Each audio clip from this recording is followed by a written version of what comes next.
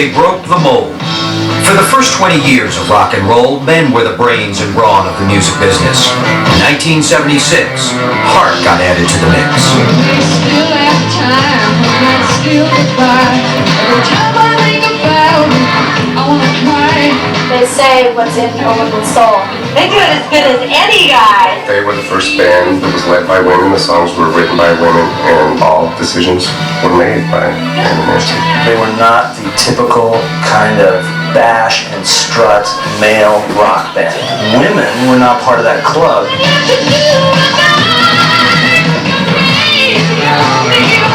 Ann and Nancy Wilson not only broke down the club's doors, they did it on their own terms. Raw talent. Their beauty is nice, but their talent is where it's all at. Kick it out. We weren't going to be sold as cheesecake. We were going to be ourselves. And that was the beginning of all our problems, which manifest themselves every time with every label.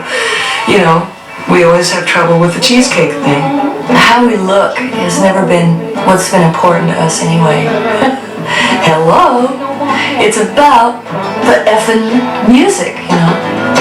Ever since I was a baby girl, all I wanted most in this world was to keep my love alive. But in many ways, Heart has always been about something deeper than music.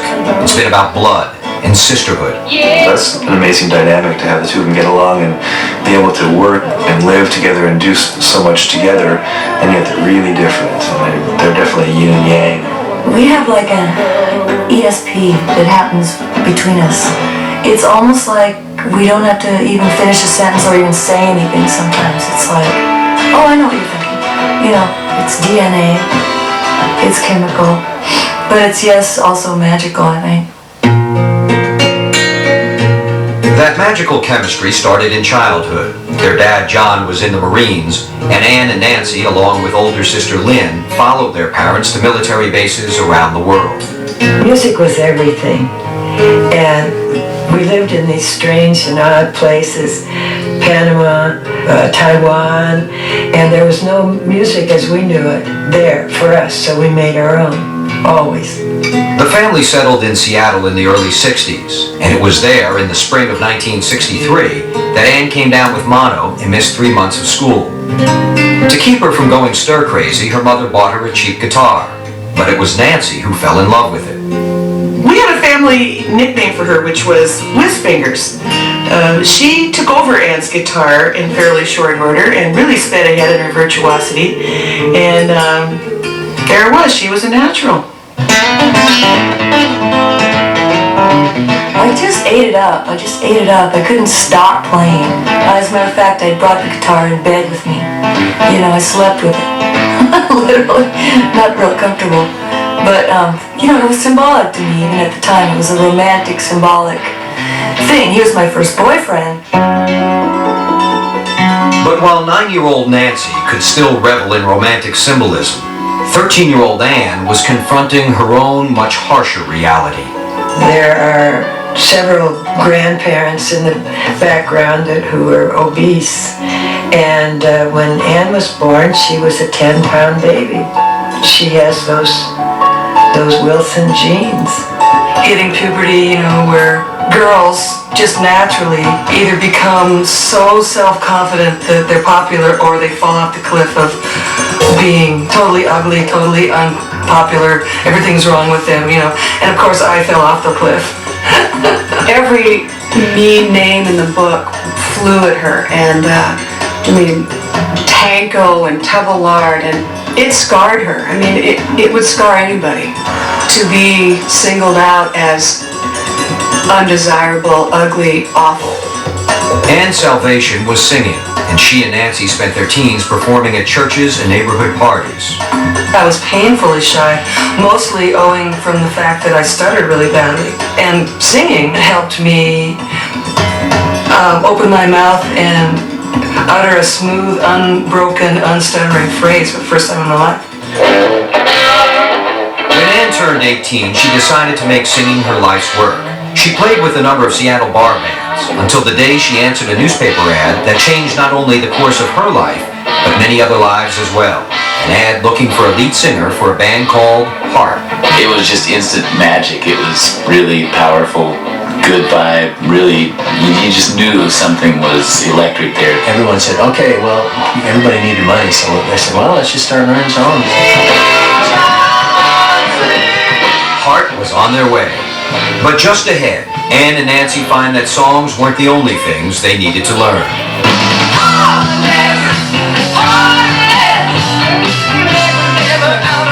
In the fall of 1970, guitarist Roger Fisher, bass player Steve Fossen, and brand new lead singer Ann Wilson set off on an 8-month tour playing clubs all over the Pacific Northwest.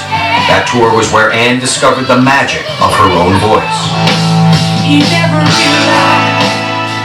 We were playing along, doing a song that we do every night, and all of a sudden, I hear something. I look over at her, and she's just cutting loose. And man, it was really exciting. At that moment, I knew she was a star. I hit pay dirt inside my own soul, and it felt good. I hit some kind of a resonance with that type of singing. Ann soon hit pay dirt in her personal life as well. At a gig in upstate Washington, Roger Fisher's brother Michael, who was evading the Vietnam draft in Vancouver, Canada, snuck across the border to see his little brother's band. And Ann fell hopelessly head over heels in love. I was sitting there on the dance floor with a glass of Loganberry wine in front of me and a big cigarette. And in comes Michael and to visit his brother and see the band that he'd heard so much about. And he and I just looked at each other and never stopped looking, basically. I mean, it was just one look, really. It's pretty amazing. Michael's outlaw status made visiting Ann dangerous, but love would not be denied. Within 6 months, Ann quit the band and moved to Vancouver to be with him. All the components for romance were in place. It was springtime in Vancouver, and his property had a little stream running through it. It was very bucolic and private, and so we could sleep outside sometimes, and we could run around with hardly any clothes on. It was very idyllic. I can't think of a more perfect way to be in love for the first time. Before long, Steve Fossen and Roger Fisher followed Ann to Vancouver, and the band was back in business. Michael Fisher became their first manager and the inspiration for Heart's signature song.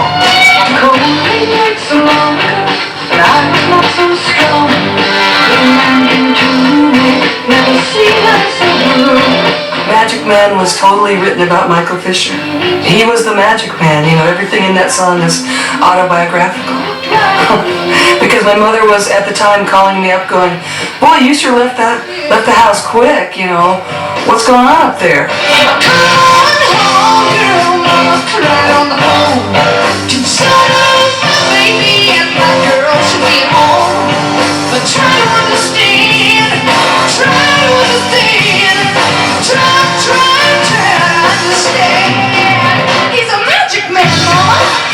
The phone call wasn't quite like that, but the whole feel of it was she was gone. But she apparently saw that in me and put that in, as Mama said. During the next 2 years, Heart established themselves as the best band in Vancouver. But for Ann, something was missing, and that something was her sister Nancy, who had gone off to college in Oregon. Ann couldn't imagine going ahead without Nancy. Ann and I were always going to end up playing in a band together. I just felt in my soul, really, that I needed to hold that off and experience life without Ann for a little bit, so that I'd have more to bring to the table when I came back. Because I felt almost, sometimes invisible, you know. But I always had put pressure on her. Come on, just come up and visit, just sit in. You don't have to join. We can write songs together, we can jam, you know. I couldn't let it drop. When Heart was offered a deal with a small indie label, Mushroom Records, in January of 1975, Nancy finally agreed to leave college and join the group. But no one guessed what would happen next.